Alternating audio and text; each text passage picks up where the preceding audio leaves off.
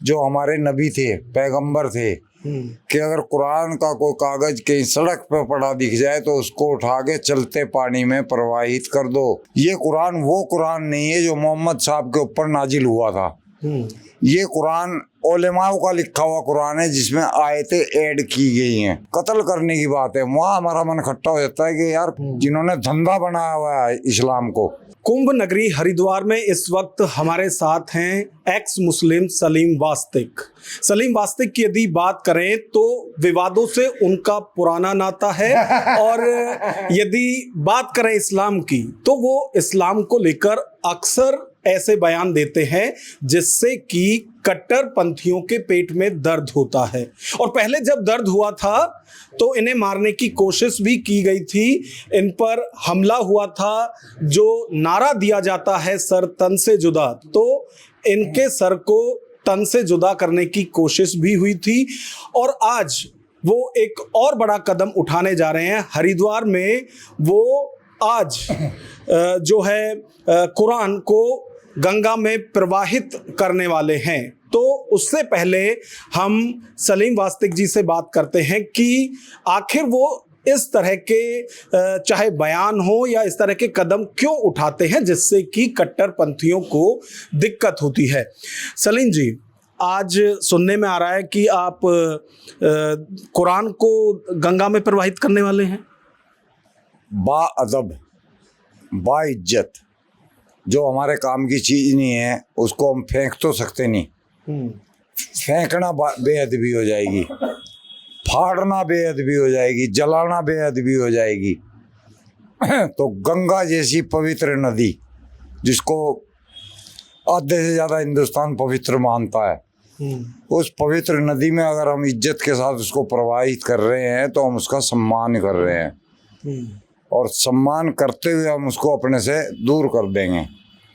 बस इतना ही काम कर रहे हैं। खाली मेरा तो नाम जुड़ते ही विवाद आ जाता है, खड़ा हो जाता है विवाद। मैं अगर आपको चाय पे भी बुला लूँगा तो वो भी विवाद का मामला हो जाएगा।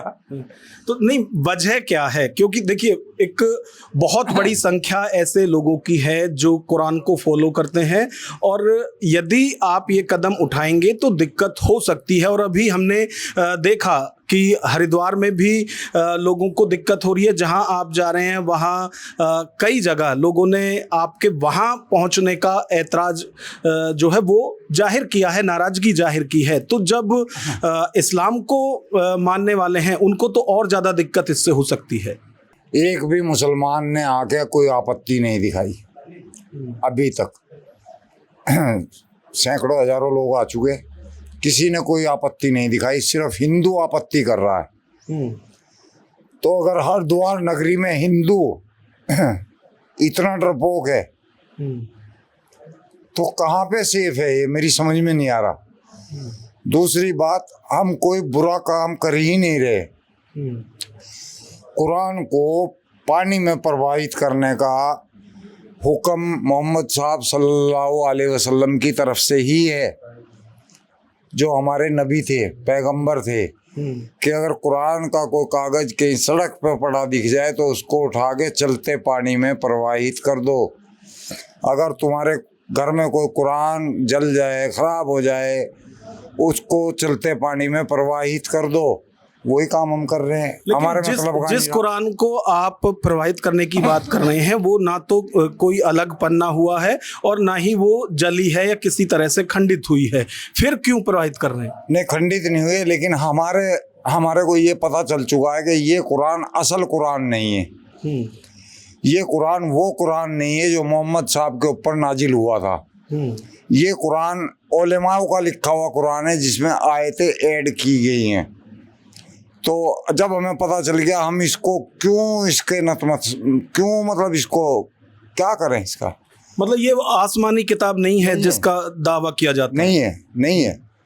कोई भी मौलाना आके मुझसे, अभी भी मैं आपके पास बैठा हूँ, कभी भी बुला लो, अगर इसके एक आयत को भी साबित कर देगी ईश्वरीय कलाम है, मैं छोड़ दूंगा, सब कुछ छोड़ दूंगा।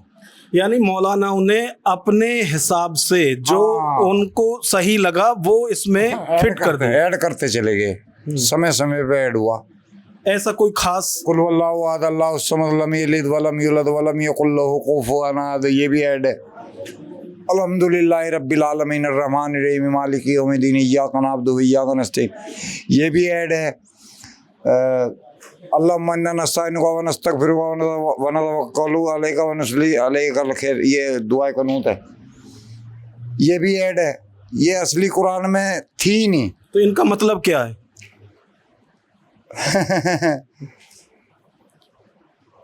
कुछ में तो काफिरों को मारने का हुक्म है और अल्लाह की बड़ाई है, बस इसके अलावा और कुछ नहीं है।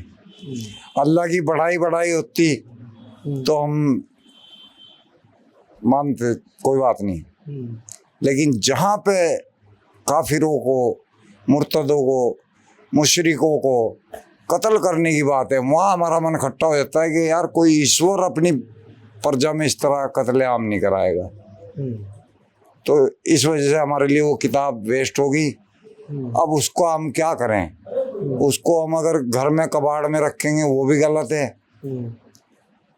किसी और को हम देना नहीं चाहते, क्योंकि लेके वो इसको पढ़ेगा नहीं, अरेबिक में पढ़ेगा नहीं, वो इसकी पूजा करेगा, मत्था टेकेगा, तो हमें एक और अंधभक्त खड़ा कर देंगे किसी को गिफ्ट करके।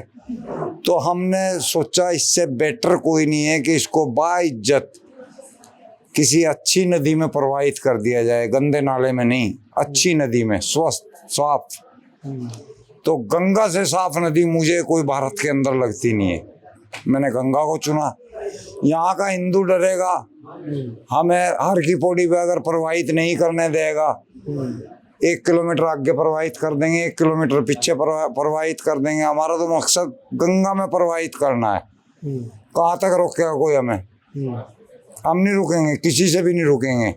आईजी पुलिस भी रोकने की कोशिश कर लियो, हम नहीं रुकेंगे। अच्छा, आप जिस तरह की बातें करते हैं और अभी भी कुरान को लेकर आप कह रहे हैं कि इसमें बूत परस्तों को मारने के लिए लिखा गया है, जो ऐड किया है आसमानी किताब में वो नहीं था, तो इन्हीं बातों से कट्टरपंथी जो हैं वो आक्रोश में आते हैं। वही तो लोग हैं असली कुरान के अंदर तब्दीलियां करने वाले, ये मुल्ला, ये जो कट्टरवादी लोग हैं जिन्होंने धंधा बनाया हुआ है इस्लाम को, जो मुसलमानों की नस्लों को खराब कर रहे हैं, इन लोगों को ही दर्द होता है। आम मुसलमान को किसी को दिक्कत नहीं। आप मुजफ्फरनगर से अभी निकल के आए हैं, मुझे 50-100 लोगों ने पहचाना, मुसलमानों ने मिल के भी गए, हाथ भी मिलाया।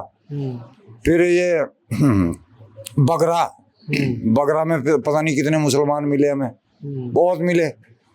हमें कोई मुसलमान कुछ नहीं कहता, सिर्फ ये जिहादी नस्ल के जो लोग हैं जिन्होंने धंधा बनाया हुआ है इस्लाम को, उनको तंगी होती है। अच्छा, पहले आप मौत को मात देकर आए हैं, फिर आप वैसे ही बातें कर रहे हैं इस्लाम को लेकर, तो डर नहीं लगता कि फिर दिक्कत हो सकती है, कट्टरपंथी फिर हमला कर सकते हैं? मैं तो चाहता हूँ, दावत दे रहा हूँ उनको, आओ करो हमला। पहले तो गए, अब इकट्ठे जाएंगे।